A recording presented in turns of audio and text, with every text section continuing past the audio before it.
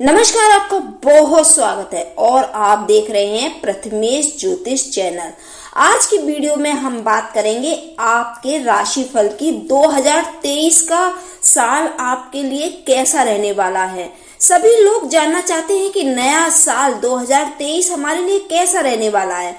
मेरे और मेरे परिवार के लिए कैसा रहेगा, मेरा व्यापार आगे बढ़ेगा या नहीं, नई समस्याओं का सामना तो नहीं करना पड़ेगा, साल 2023 कैसा रहेगा, इसको लेकर कई प्रकार के विचार हमारे मन में घेरे रहते हैं। तो आज की वीडियो में हम आपको बताएंगे कि 2023 कैसा रहने वाला है। इससे पहले अगर आपने अभी तक हमारे चैनल प्रथमेश ज्योतिष को सब्सक्राइब नहीं किया तो चैनल को सब्सक्राइब जरूर कीजिए, लाइक कीजिए, कमेंट कीजिए और दोस्तों के साथ ज्यादा से ज्यादा शेयर कीजिए। नोटिफिकेशन को ऑन कीजिए ताकि हर वीडियो सबसे पहले आपको प्राप्त हो। कन्या राशि के 2023 के ग्रह गोचर की बात करें तो इस वर्ष कन्या राशि के जातकों के लिए शनि देव का गोचर वर्ष की शुरुआत में आपके पंचम भाव में रहेगा, लेकिन 17 जनवरी 2023 को वह आपके छठे भाव में प्रवेश करेंगे और छठे भाव में शनि देव आपके लिए अनुकूल परिणाम प्रदान करने वाले ग्रह बन जाएंगे। आपकी चुनौतियों और मानसिक तनाव में कमी आएगी, आपकी नौकरी भी अच्छी स्थिति में आ जाएगी। देवगुरु बृहस्पति की बात करें तो वर्ष की शुरुआत में आपके सप्तम भाव में रहेंगे और आपके दाम्पत्य जीवन में खुशियां बढ़ाने का काम करेंगे। जीवन साथी से आपकी निकटता बढ़ेगी और आपसी संबंध भी प्रगाढ़ होंगे। इसके साथ ही व्यापार में भी अच्छी उन्नति के योग बनेंगे। 22 अप्रैल 2023 को गुरुदेव बृहस्पति मेष राशि के अष्टम भाव में गोचर करेंगे और पूरे वर्ष आपके अष्टम भाव में रहेंगे। अष्टम भाव में राहु के साथ गुरु की युति होगी और विशेष रूप से मई के महीने में गुरु चंडाल दोष का प्रभाव भी देखने को मिलेगा। यह स्थिति आपके लिए अनुकूल नहीं रहेगी। इससे धन हानि होने के योग भी बनेंगे। शारीरिक और मानसिक स्वास्थ्य की हानि भी हो सकती है। सेहत से जुड़ी समस्याओं का बढ़ोतरी हो सकती है। हालांकि ये समय आपके आध्यात्मिक सोच में वृद्धि करेगा। 30 अक्टूबर को राहु का गोचर आपके सप्तम भाव में होगा और राहु केतु आपकी ही राशि में प्रवेश करेंगे। ये समय बहुत ज्यादा अनुकूल नहीं कहा जा सकता, इसलिए आपको इस दौरान अपने दाम्पत्य जीवन में, अपने व्यापार में थोड़ी समझदारी से काम लेना चाहिए, क्योंकि आपके दाम्पत्य जीवन में तनाव बढ़ाने की स्थितियां बन सकती हैं और जीवन साथी को स्वास्थ्य संबंधी समस्याएं भी हो सकती हैं। आपके व्यवहार में भी बदलाव आएगा और चीजों को साझा करना आप कम कर देंगे, जिससे कि जीवन साथी को आपके ऊपर शक होने लगेगा और उन्हें लगेगा कि आप कुछ बातें उनसे छुपा रहे हैं और इस वजह से आप दोनों के बीच में तनाव बढ़ सकता है। इसके अलावा और भी अन्य ग्रह हैं जो थोड़ी अवस्था में अपना ग्रह परिवर्तन करेंगे और कन्या राशि के ऊपर अपना प्रभाव स्थापित करेंगे। 2023 में अगर हम कन्या राशि के करियर की बात करें तो करियर राशिफल के अनुसार इस वर्ष कन्या राशि के जातकों को वर्ष की शुरुआत में अपने करियर को लेकर सही निर्णय लेने की कोशिश करनी चाहिए। जनवरी के महीने में आपकी नौकरी में आपका ट्रांसफर हो सकता है। इस वर्ष आपका करियर आपको आगे बढ़ने में बहुत मौके देगा, लेकिन आपको इस बात का बहुत ध्यान रखना होगा कि कई मामले जो कि आप इस समय गड़बड़ चलेंगे, क्योंकि बृहस्पति 22 अप्रैल को अष्टम भाव में राहु के साथ युति बनाएंगे।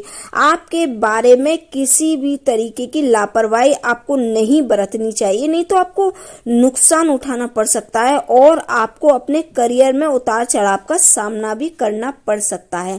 अचानक से आपके कार्य क्षेत्र में बदलाव होने की भी संभावना है। यदि आप व्यापार करते हैं तो व्यापार बदलने के योग भी अप्रैल के बाद बन सकते हैं। विशेष रूप से मई के दौरान ऐसे योग बनेंगे और यदि आप नौकरी करते हैं तो उसमें भी अचानक से कोई समस्याएं आ सकती हैं, इसलिए सावधानी से आगे बढ़ें। अक्टूबर से दिसंबर के बीच परिस्थितियों में अच्छा बदलाव आपको देखने को मिलेगा और आपको सफलता भी मिलेगी। अगर आपकी शिक्षा की बात करें तो कन्या राशि को इस वर्ष विद्यार्थियों के लिए अच्छा समय आने वाला है।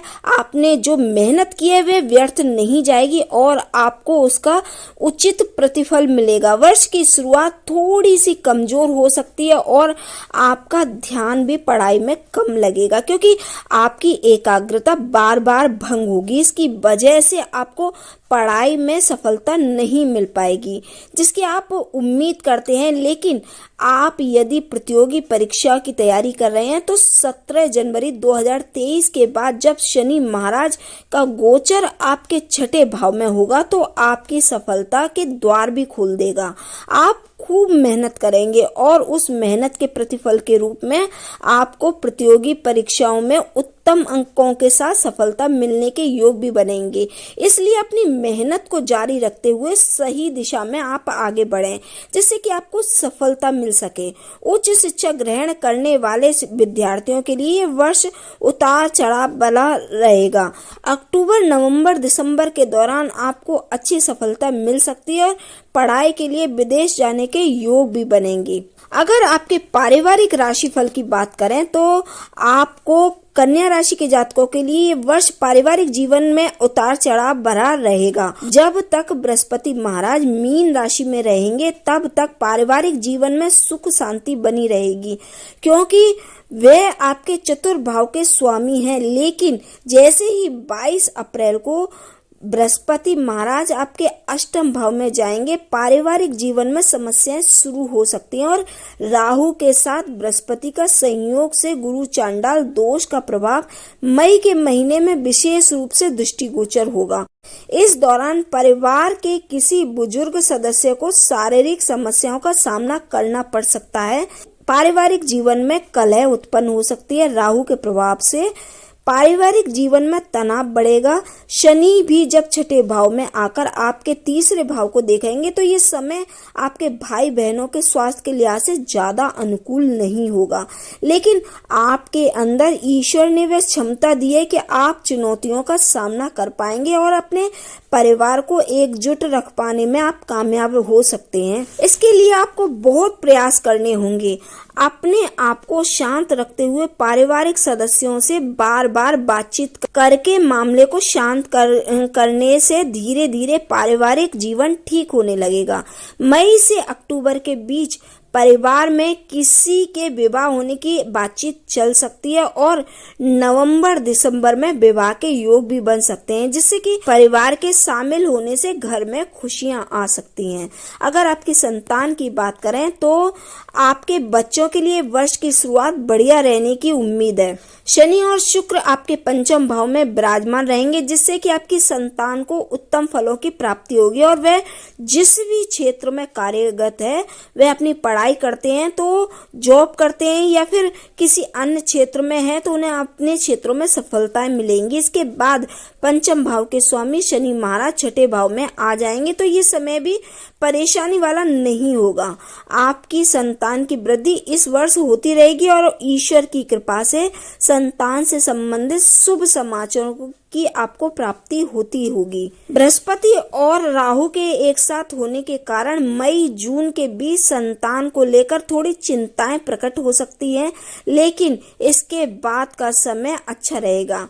आपकी संतान मेहनती बनेगी और अपनी मेहनत से अपनी जगह बनाएगी और आपको उनकी सफलता पर गर्व होगा। अगर आपके वैवाहिक जीवन की बात करें तो वर्ष 2023 में आपको परेशानी महसूस कर सकते हैं। वर्ष की शुरुआत बहुत अनुकूल होगी। शनि महाराज पंचम भाव में बैठकर आप सप्तम भाव को देखेंगे और बृहस्पति महाराज आपकी ही राशि में 22 अप्रैल तक सप्तम भाव में विराजमान रहेंगे। ये ग्रह स्थिति आपके विवाह के सुंदर योग बनाएगी और यदि आप विवाह योग हैं तो जनवरी से अप्रैल के अंत तक का समय, इस दौरान आपका विवाह हो सकता है। यदि आप किसी से प्रेम करते हैं तो इस दौरान आपको प्रेम विवाह होने की प्रबल संभावनाएं बन रही हैं। यदि आप विवाहित हैं तो इस समय दाम्पत्य जीवन में तनाव को कम करने वाला साबित होगा। आप और आपके जीवन साथी के साथ मिलकर अपनी समस्त जिम्मेदारियों का निर्वहन आप भली प्रकार करेंगे और इससे आपके दाम्पत्य जीवन में खूबसूरती के साथ व्यतीत आप कर पाएंगे। लेकिन बृहस्पति के अष्टम भाव में जाने से जीवन साथी के सेहत थोड़ी सी बिगड़ सकती है, क्योंकि शनि के छठे भाव में होंगे और अष्टम भाव में बृहस्पति के साथ राहु भी उपस्थित होंगे। अप्रैल के महीने में खास तौर से आपको ध्यान देना होगा, क्योंकि सूर्य, बृहस्पति और राहु इन तीन बड़े ग्रहों की युति आपके अष्टम भाव में होने से जीवन साथी को स्वास्थ्य संबंधी समस्याएं परेशान कर सकती हैं।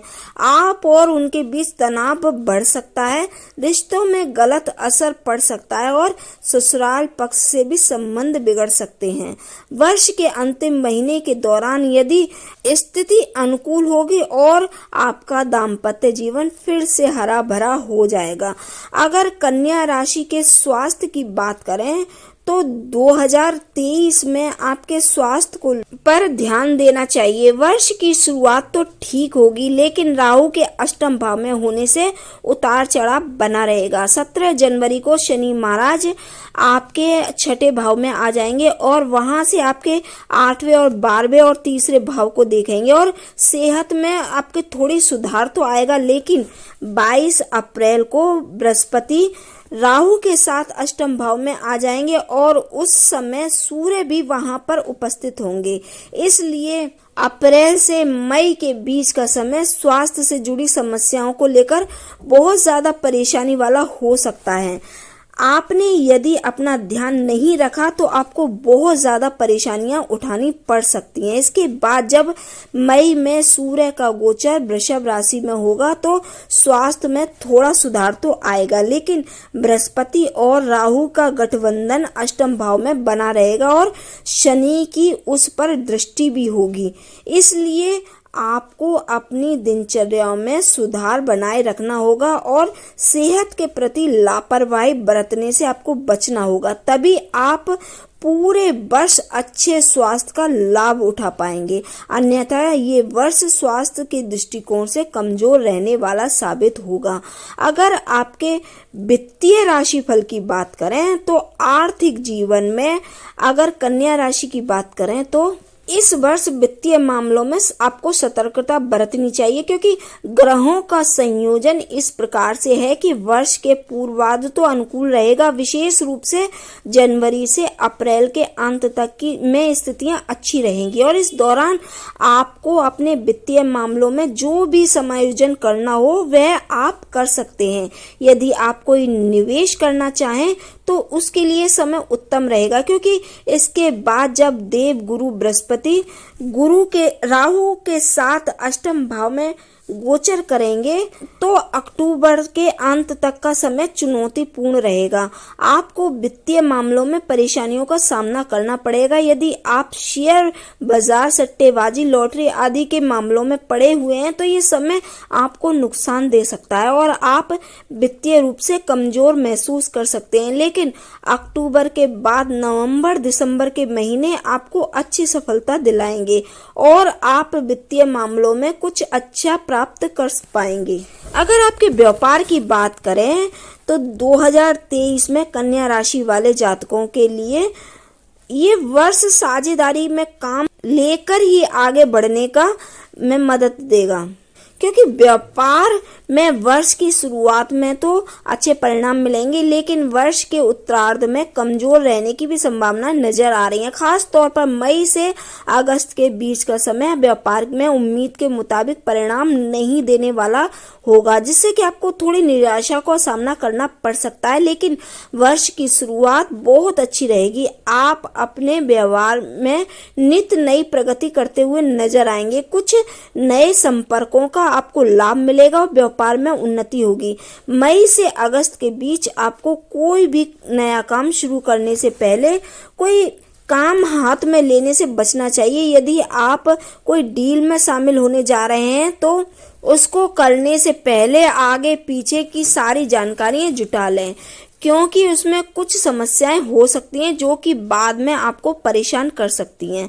अगस्त के बाद से आपको कुछ अच्छे परिणाम मिलने शुरू हो जाएंगे, लेकिन अक्टूबर के बाद स्थितियां बदलेंगी। आपको विदेशी संपर्कों से लाभ होगा और व्यापार में बढ़ोतरी के योग भी बनेंगे। इस प्रकार वर्ष की शुरुआत 4 महीने और अंतिम 2 महीने बहुत अच्छे रहेंगे।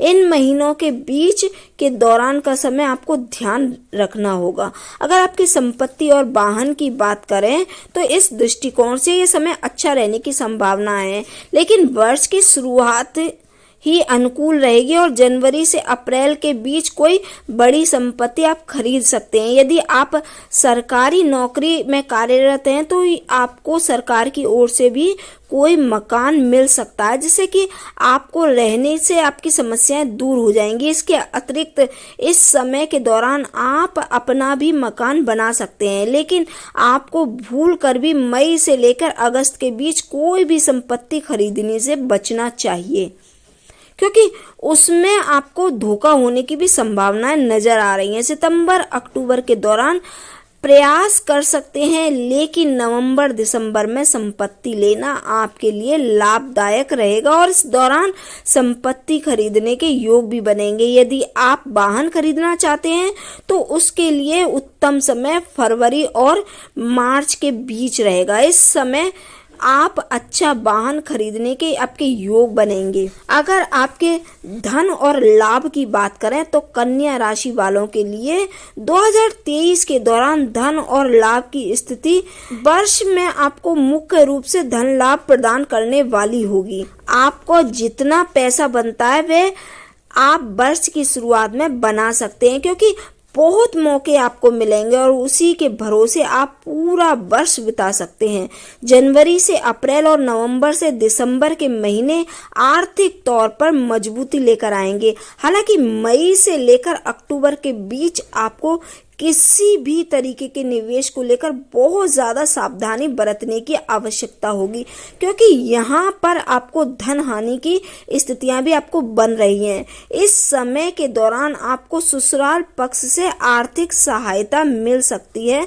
अचानक से कोई भी धन प्राप्ति के योग बन सकते हैं, जो कि आपको पैतृक संपत्ति के रूप में आपको मिल सकता है, लेकिन किसी भी तरीके के आर्थिक स्थिति को बेहतर बनाए रखने के लिए आपको बहुत ज्यादा प्रयासरत रहना होगा। जनवरी से सरकारी क्षेत्रों में लाभ के योग भी बनते हैं।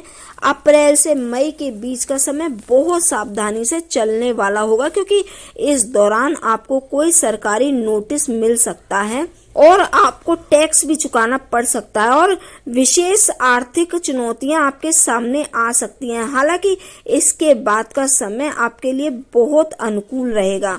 अगर हम 2023 में कन्या राशि की लव लाइफ की बात करें तो आपके लव राशि फल के अनुसार 2023 में कन्या राशि के लोग प्रेम संबंधों की परीक्षा देते हुए नजर आएंगे, जहां पर वर्ष की शुरुआत में शनि और शुक्र आपके पंचम भाव में रहकर आपको अपने रिलेशनशिप को मजबूत बनाने में के बहुत मौके देंगे। और यदि आप अपने रिश्ते में सच्चे हैं तो आप और आपके प्रियतम के बीच दूरियां कम होंगी और आपका प्रेम परवान चढ़ेगा। वहीं 17 जनवरी के बाद जब शनि छठे भाव में आ जाएंगे तो छोटी छोटी बातों को लेकर आपका तनाव बढ़ेगा।